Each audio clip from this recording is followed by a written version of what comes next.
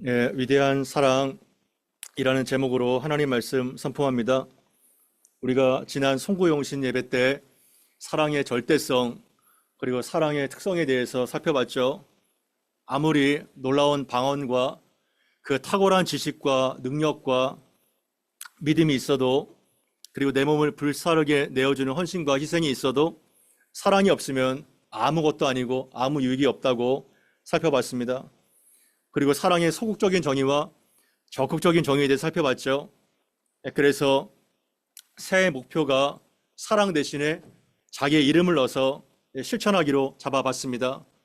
우리가 너무나도 차가 많지만 이러한 위대의 사랑을 실천할 때 가정과 여러분이 속한 곳이 천국이 될 줄 믿습니다. 오늘 본문은 그 이어서 사랑의 영원함과 그리고 위대한 사랑을 소개하고 있는데요. 우리 8절 말씀을 같이 한번 읽어보겠습니다. 시작. 사랑은 언제까지나 떨어지지 아니하되 예언도 패하고 방언도 그치고 지식도 패하리라. 아멘. 사랑은 언제까지나 떨어지지 아니하되, 이것을 love never fails라고 얘기도 하지만 love never ends, 사랑은 결코 끝나지 않고 없어지지 않고 떨어지지 않는다, 이렇게 계속 말을 하고 있습니다. 사랑이 영원하다는 것이죠.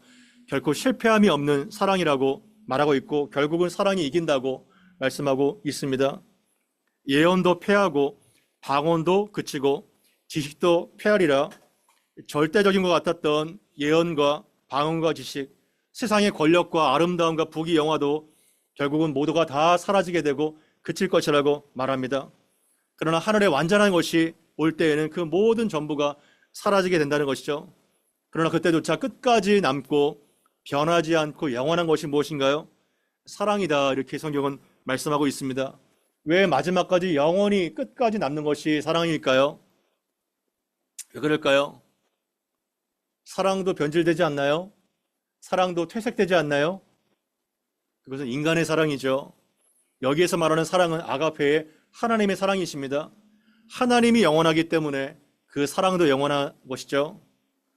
그래서 사랑은 모든 다른 성령의 은사의 목적이 됩니다. 사랑을 수단으로 무엇을 이루는 것이 아니라 사랑 자체가 목적인 거예요. 그래서 사랑은 모든 은혜의 요약이자 가장 성경에서 위대하다고 평가하는 것이 바로 사랑이죠. 끝까지 영원히 남는 것이 오직 사랑뿐이기 때문인 것입니다. 그래서 요한일서 4장 7절에서 9절까지를 보게 되면 하나님의 사랑이 얼마나 영원한지를 잘 말씀해 주고 있는데요. 7절부터 9절까지 같이 한번 읽어보겠습니다. 시작. 사랑하는 자들아, 우리가 서로 사랑하자.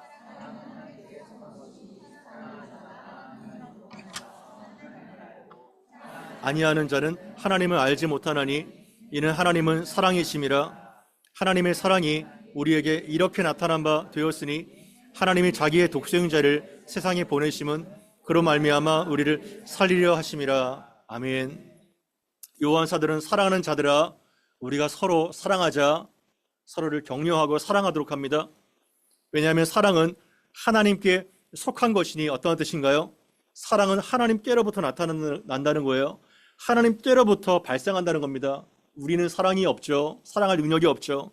그러나 끊임없이 사랑은 하나님께 속한 것이기 때문에 남을 사랑하는 자마다 하나님께로부터 난다는 자녀임이 증명된다는 것이고, 그리고 하나님을 더 깊이 안다는 거예요. 너무나도 중요합니다.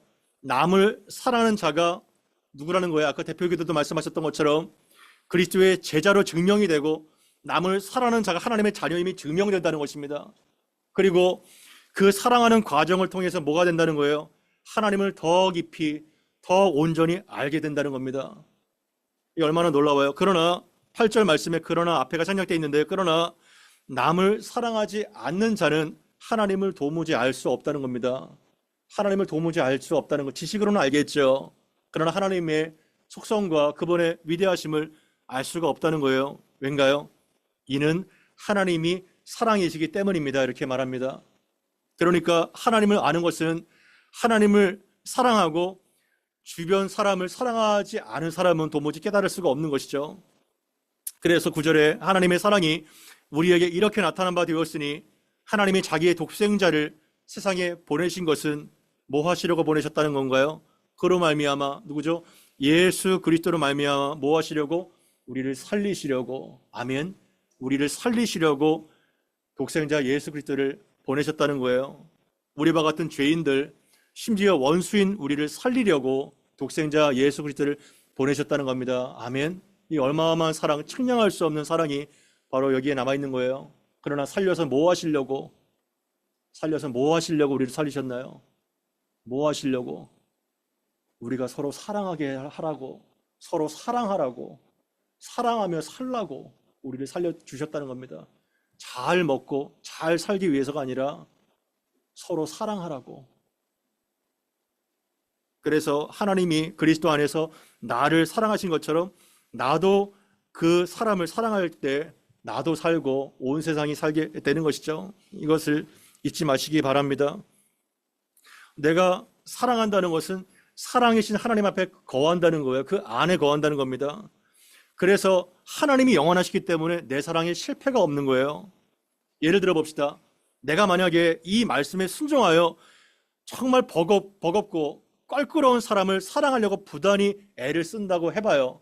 그런데 대부분은 그 사람을 거부하죠. 그 사람을 무시하죠. 그러나 그렇다고 해서 내 사랑이 실패했나요? 내 사랑이 실패했어요? 내 사랑은 실패하지 않습니다. 왜냐하면 하나님의 사랑이 실패함이 없기 때문에. 그 사람이 실패한 거죠. 내가 부단히 일정한 사랑의 온도를 가지고 애를 써서 품으려고 한다면 그 사람이 거부하건 거부하지 않고 하나님의 사랑은 실패함이 없어요. 그 사람이 실패한 거죠. 나는 실패함이 없습니다. 더 중요한 것은 뭔가요? 그러한 버거운 과정을 통해서 나는 뭘 깨달아요? 하나님의 사랑을 깨닫게 되는 거예요. 하나님의 사랑을. 왜냐하면 내가 영원한 하나님의 사랑에 거하기 때문입니다. 더 깊고 더 오묘하고 더 풍성하게 그 깊은 사랑을 알게 되는 거예요. 그것이 바로 하나님 안에 거하는 자의 특징이죠. 그래서 한두 번 사랑하다가 포기하지 마세요. 한두 번 사랑하다가 포기한 자는요 절대 사랑을 알 수가 없어요. 수영을 하는 것처럼, 저는 수영을 못해요. 죄송하지만 얕은 물에서 깔짝깔짝 거리다가는요 유아풀에서만 놀다가는 깊은 바다의 묘미를 알 수가 없죠. 깊은 바다에 내던져서 때로는 물을 마시고 허우적거리더라도 사랑의 깊이를 알게 되는 것처럼 지속적으로 사랑의 실천을 할 때 우리는 당신의 사랑을 알게 되는 것입니다. 그러한 상황에서 9절, 10절 같이 한번 읽어보겠습니다. 시작. 우리는 부분적으로 알고 부분적으로 예언하니 온전한 것이 아멘. 우리가 부분적으로 알고 부분적으로 예언하고 부분적으로 설교하고 메시지를 전한다는 거예요. 그러나 온전한 것이 올 때는 부분적으로 알던 것이 없어지게 될 것이다 말합니다. 여러분 각 분야의 전문가가 얼마나 많아요? 지금은 전문가의 시대입니다.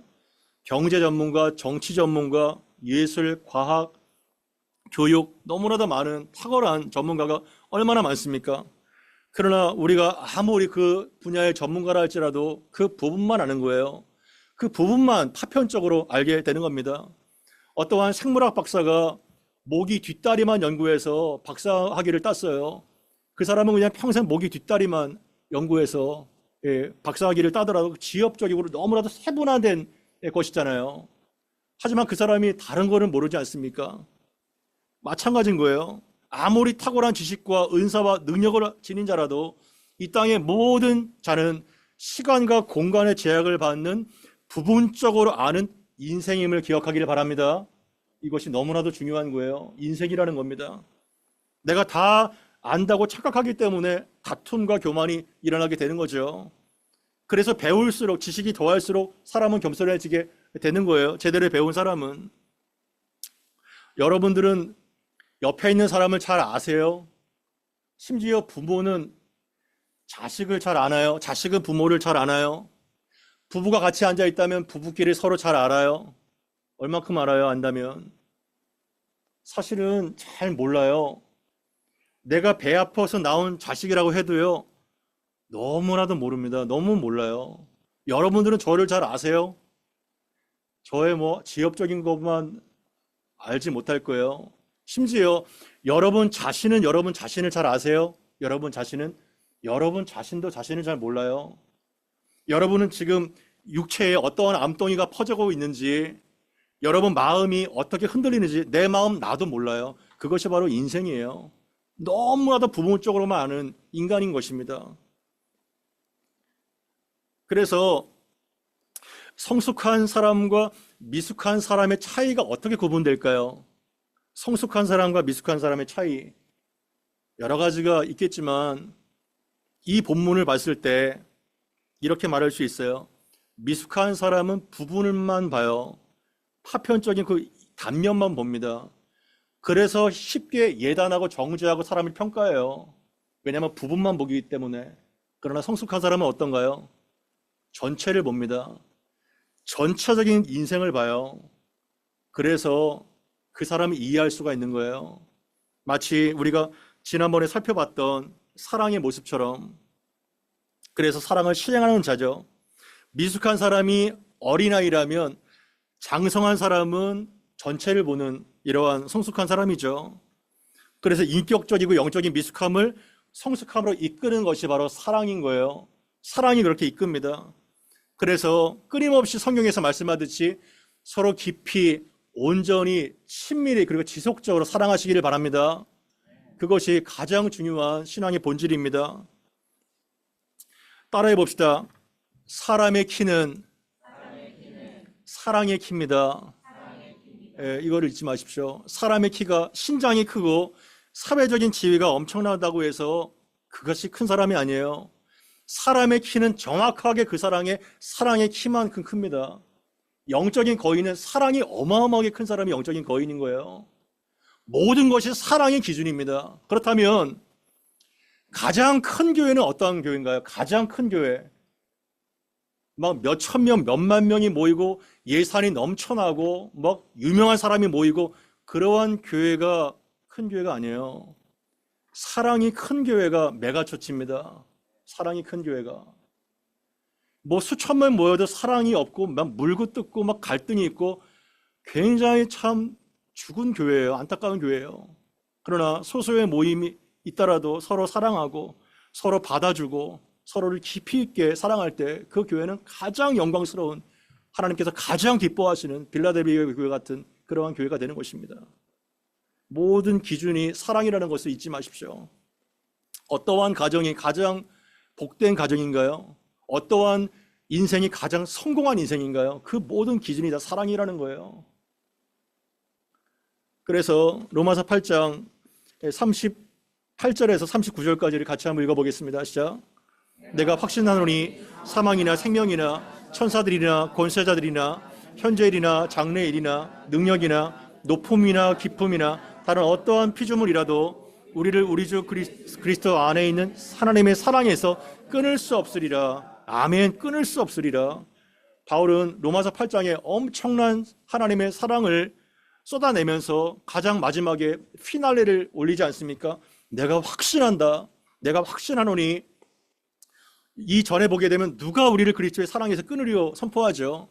그 어떠한 죽음의 권세도 사망도 끊을 수 없고 죽음도 하나님의 사랑에서 우리를 끊을 수 없고 어떠한 생명도 천사들도, 여기에서 나오는 권세자들은 사탄의 악한 세력인 거예요. 악한 사단의 세력이에요. 절대로 끊을 수 없고 현재 일도 장래 일도 어떠한 파워도 39절에 내가 아무리 높은 곳에 올라가 있어도 아무리 깊은 심연에 있어도 다른 어떠한 피조물이라도 우리를 우리 주 그리스도 예수 안에 있는 하나님의 사랑에서 절대 끊을 수 없다는 거예요. 아멘. 절대로 끊을 수 없습니다. 이것만 알아도 우리는 하나님의 사랑이 얼마나 풍성한지, 내 인생에 얼마나 가치로운지를 우리가 알게 되는 거죠. 하나님의 불붙는 사랑이 우리와 영원히 함께 하시고, 또한 우리의 변함없는 하나님을 향한 사랑이 또한 영원하고, 상호적인 거죠. 사랑은 일방적인 짝사랑이 아니라 이렇게 상호적이고 유기적인 사랑을 통하여 더 성숙해가는 은혜교회가 되기를 바랍니다. 그것이 우리 새해의 목표인 것입니다. 11절 12절 말씀 같이 한번 읽어봅시다. 시작. 내가 어렸을 때에는 말하는 것이 어린아이와 같고 깨닫는 것이 어린아이와 같고 장성한 사람이 되어서는 어린아이 예를 버렸노라. 우리가 지금은 거울로 보는 것 같이 희미하나 그때는 얼굴과 얼굴을 대하여 볼 것이요 지금은 내가 부분적으로 하나 그때는 주께서 나를 아신 것 같이 내가 온전히 알리라. 아멘. 내가 어렸을 때에는 지금 사도 바울이 어린 자와 미숙한 자 그리고 장성한 자와 성숙한 자를 지금 대비해서 말을 하고 있어요. 내가 어렸을 때에는 뭐가 어린아이와 같아요? 말하는 것이 어린애 같아요. 깨닫는 것이 어린애 같아요. 생각하는 것이 어린애 같아요. 그렇지 않아요? 어린아이가 정말 말하고 깨닫고 생각하는 것이 얼마나 어립니까? 그러나 장성한 사람이 되어서는 어떻게 됐다는 거예요? 어린아이의 일을 버렸다는 겁니다. 여기서 말하는 것은 4절 5절에 우리가 지난번에 살펴봤듯이 어린아이와 같은 것이 뭐냐? 유치한 거예요. 서로 시기하고 자랑하고 교만하고 무례하게 행하고 자기의 유익만 구하고 그리고 이기적인 욕망에 빠지게 되고 성내고 악한 것을 기억하는 이러한 모든 것들이 다 어린아이의 특징인 것입니다. 영어 성경에 보게 되면 I gave up childish ways. 그러니까 유치한 그러한 모든 방식을 포기했다는 거예요. childlike. 이게 얼마나 좋아요. 어린아이 같은 것, 어린아이가 되지 않으면 하나님의 나라에 들어갈 수 없다 그러잖아요. 그러나 이것은 굉장히 유치한 겁니다. childish죠. 사회 심리학적인 용어 중에서 성인 아이가 있어요. 성인 아이. adult child 들어보셨어요? adult child. 그 뭐예요? 나이가 적지 않은데 여전히 인격이 자라지 못해서 성인 아이가 그러한 사람들을 가르치는 겁니다. 사람이 나이를 먹었다고 체력이 크다고 사회적인 지위가 있다고 어른이 되는 것이 결코 아닙니다. 어린아이의 특징이 뭔가요? 어린아이는 어떤 특징이 있나요? 누가 어린아이고 누가 성인이에요? 어린아이 여러 가지가 있지만 자기중심적이죠. 자기밖에 모르는 거예요. 그래서 어린아이는 말하고 깨닫고 생각하는 것이 다 자기중심적입니다. 만약에 어린아이가 남을 배려하고 남을 사랑한다고 어린아이 아니에요. 자기밖에 몰라요. 자기 기분, 자기 입장, 자기 주장, 자기가 기준인 거죠.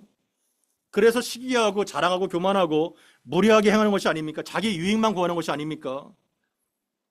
특히 한국 사회가 가장 중요하게 생각하는 이러한 대학 진학과 그리고 취업과 이러한 것들이 우상이 되어가지고 중요하게 인격이 형성돼야 될 유아기 때와 청소년기가 이거로 다 점수 맞추는 기계로 다 전락해버렸어요. 그래서 너무나도 많은 성인 아이가 생산이 됩니다. 자기밖에 몰라요. 왜냐하면 어렸을 때부터 충분한 사랑을 받지 못했기 때문에 부모가 막 드라이브를 걸잖아요. 좋은 데 들어가야 된다. 좋은 데 취업해야 된다. 성과 위주로 자녀를 양육한 부모는요. 정말 뒤늦게 막 땅을 치고 후회하는 것들이 얼마나 많이 봅니까? 나중에 부모와 자식 관계가 어긋나게 되고 신앙생활조차 버리게 되는 이러한 안타까운 것들을 주변에서 비일비재하게 보잖아요. 그 왜 그런가요? 자라야 될 때 자라지 못했기 때문에 그래요. 자라야 될 때. 그때 성숙해야 되고 그때 충분하게 사랑의 영향을 받고 자라야 되는데 자라야 될 때 그냥 꽉꽉 그냥 진학과 취업이라는 것에 묶어두다 보니까 그냥 나중에 폭발해버리는 거예요. 나중에 폭발해버리는 겁니다. 그래서 너무나도 똑똑하고 지식도 많은데 너무나도 똑똑한데 재능도 많은데 그냥 인격과 이런 것들이 어린아이 수준인 거예요. 어떻게 보면은 1m 정도 자란 분재가 같은 거예요. 분재가 100m 이상의 메탈 쇠칼과 같은 그냥 엄청난 아름드린 나무로 쫙쫙 자라게 되는데 철사로 다 꼬여나가지고 요만큼밖에 자라지 못하는 거예요. 보기에는 예쁘죠. 관상용이니까. 그러나 관상용 얼리예요. 그거밖에 안 되는 거예요. 그래서 어른이 된다는 것은 어린아이의 일을 버리는 겁니다. 어린아이 일을 버리는 거예요. 그것이 바로 어른이 되는 거예요. 말하고 깨닫고 생각하는 것이 어른이 돼야 되는 겁니다. 어른이. 그래서 인생의 가치관과 남을 향한 배려와 사랑이 자라가야 된다는 거예요. 우리는 나이만 먹어가는 노인입니까? 아니면 정말 많은 사람을 품어 갈 수 있는 그늘이 되주는 그러한 어른인가요? 우리는 돌아봐야 되는 것입니다. 나는 혹시 나이만 먹고 사회적인 지위는 있지만 여전히 어린아이와 같은 영성은 아닌가? 나는 작년에 비해서 올해 더 성숙했는가? 나는 10년 전에 비해서 올해 더 예수님의 사랑을 닮았는가? 우리는 사실을 봐야 되는 겁니다. 우리가 정말 크리스찬이라고 하지만 우리의 민낯을 얼마나 많이 봐요. 저는 이런 생각 하더라고요. 유교보다도 못한 기독교가 혹시 우리의 모습이 아닌가, 나의 모습이 아닌가. 유교의 그 나이대별로의 그 성장의 정도가 있잖아요. 다 아시잖아요. 40대를 뭐라고 불러요? 불혹이라고 하죠. 어떠한 유혹에도 흔들리지 않는, 어떠한 유혹에도 안 흔들리죠. 여러분 어때요? 그러나 우리는 크리스찬이라고 하지만 너무나도 많이 흔들리고 일희일비하잖아요. 50은 뭐예요? 지천명이라고 하죠. 예, 먹물 깨나 드셨네요, 그죠? 지천명이 뭐예요? 하늘의 명령과 하늘의 뜻을 아는 거잖아요, 그죠? 하늘의 뜻을 아시나요? 하나님의 뜻 가운데 행하고 있나요? 그럼 우리 하나님의 뜻이 아니라 모르잖아요. 60은 뭐예요? 이순이라고 하죠. 예, 서당 좀 다녔네요. 귀가 순해지는 거잖아요.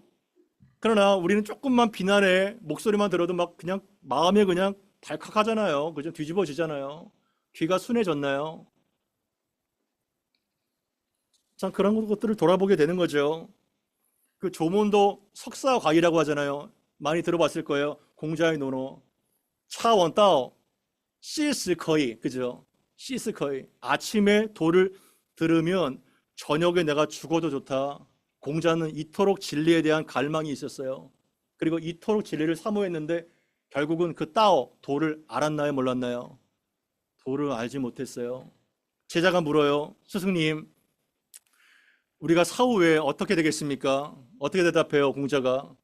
내가 이 땅에서의 삶도 잘 모르는데 어떻게 죽음 이후의 삶을 알겠느냐? 이렇게 얘기하죠. 그러니까 유교는 거기까지인 거예요. 이것이 전부인 거예요, 인생의 바운더리가. 그러나 우리는 어때요? 그 따오를, 그 도를, 더 웨이를 알았나요, 몰랐나요? 알잖아요. 그리스도 안에서 I am the way, the truth, the life. 아멘. 나는 그냥 길이 아닌 거예요. 수많은 길 중에서 한 길, a way가 아니라 the way, 그 길인 것입니다. 그 길을 그리스도 안에서 발견한 거예요.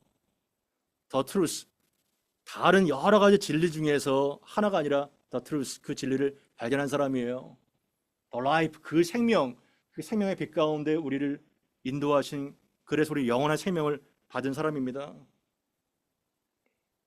심각한 문제예요. 만약에 여러분들이 그 the way, the truth, the life를 그리스도 안에서 누린다면 사람이 안 달라지고 안 성숙해질 수가 과연 있을까요?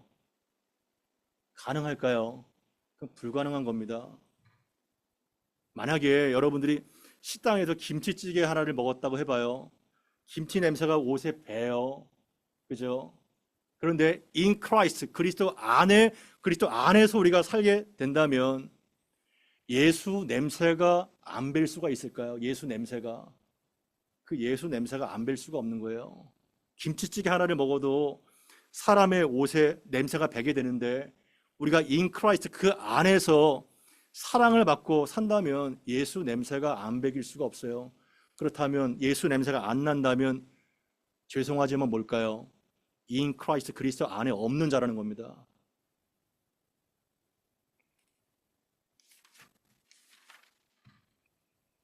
그래서 우리는 하늘과 땅을 창조하신 하나님, 나를 구원하셔서 지금까지 인도하시는 그 성령 하나님, 과연 크리스찬이 유교보다 못한 것이 가능한가? 우리는 질문을 던지고 답을 해야 됩니다. 그렇다면 왜 우리는 성장이 더디고 성장이 없는가? 왜 그럴까요? 왜 그럴까요? 여러 가지 이유가 있겠죠. 그러나 12절 말씀 같이 볼까요? 12절 말씀 같이 봅니다. 시작.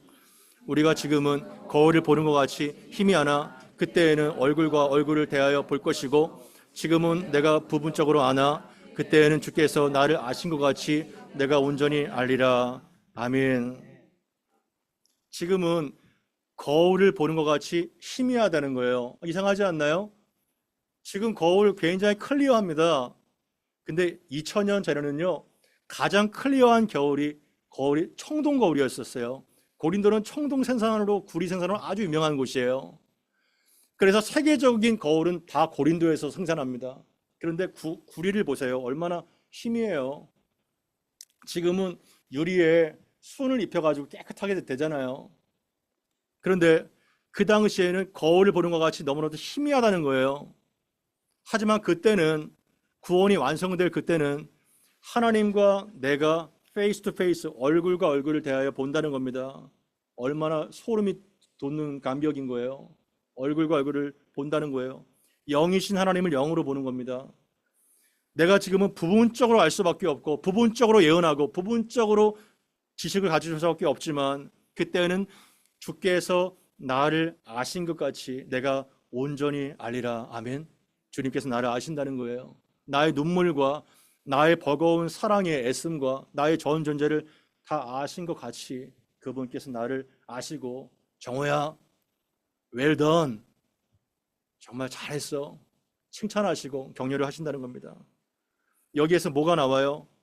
보는 게 나오는 거예요. 보는 게. 사람은요, 본대로 알아요. 본대로. 보는 만큼 계속해서 음란한 거를 봐봐요. 음란의 영이 들어옵니다. 계속해서 폭력적인 걸 봐봐요. 폭력적이게 됩니다. 사람은 본대로 학습이 되는데요. 얼굴을, 주의 얼굴을 보는 거, 여기에 사랑의 비밀이 담겨 있는 거예요. 주의 얼굴을 보는 거. 히브리서 12장 1절부터 2절까지를 한번 보겠습니다. 히브리서 12장입니다. 같이 읽습니다. 시작. 이러므로 우리에게 구름같이 둘러싼 쉬운 죄를 벗어버리고 인내로서 우리 앞에 당한 경주를 하며 믿음의 주요 또한 온전하게 하신 이인 예수를 바라보자. 그는 그 앞에 있는 기쁨을 위하여 십자가를 참으사 부끄러움에 개의치 아니하시더니 하나님 보좌 우편에 앉으셨느니라. 아멘. 우리는 사랑이 없다는 것을 먼저 알아야 되는 거예요. 사랑이 없어요. 얼마큼 없냐면 100% 없어요. 인간적인 사랑은 있죠. 그러나 아가페의 사랑은 없습니다. 그러나 그 사랑을 어떻게, 내가 사랑을 갖고 있어야 줄 수 있잖아요. 그 사랑을 어떻게 받아요? 그것은 1절, 2절이 답을 해요. 이러므로 우리에게 구름같이 둘러싼 허다한 증인들이 다 이 땅 가운데 사랑으로 산 사람들입니다. 모든 무거운 것과 얽매기 쉬운 죄를 먼저 떨치고 벗어내야 되는 거예요. 그리고 인내로서, 사랑은 오래 참잖아요. 인내로서 우리 앞에 당한 경주를 계속해서 keep going, 경주해 나가는 겁니다. 그리고 믿음의 주요 또 온전하게 하신 이인 그 예수를 바라보자 말하고 있는데요. 믿음의 주는 믿음의 근원이 되시고 파운더가 되시고, 그리고 완성하시는 그 예수를 계속해서 바라볼 때, 그 바라보는 것이 믿는 것이고, 믿는 것이 사랑이 계속해서 그 관을 통해서 흘러나오는 것이고, 하나님의 사랑이 내 안에 계속해서 흘러 들어오는 것입니다. 영어 성경에 보게 되면 예수를 바라보자가 fix our eyes on Jesus, 완전히 나의 두 눈이 예수에게 fix, 고정이 되고 완전히 박혀 있다는 거예요. 그러한 것이 될 때 우리는 어떠한 상황과 어떠한 절망 속에서도 계속해서 사랑을 할 수 있는 능력이 그분께로부터 흘러나오는 것입니다. 우리에게 주신 성령으로 말미암아 하나님의 사랑이 우리의 마음에 부어진 바 될 때 그 위대한 사랑을 나도 실천할 수가 있게 되는 것이죠. 수동으로 되는 것이죠.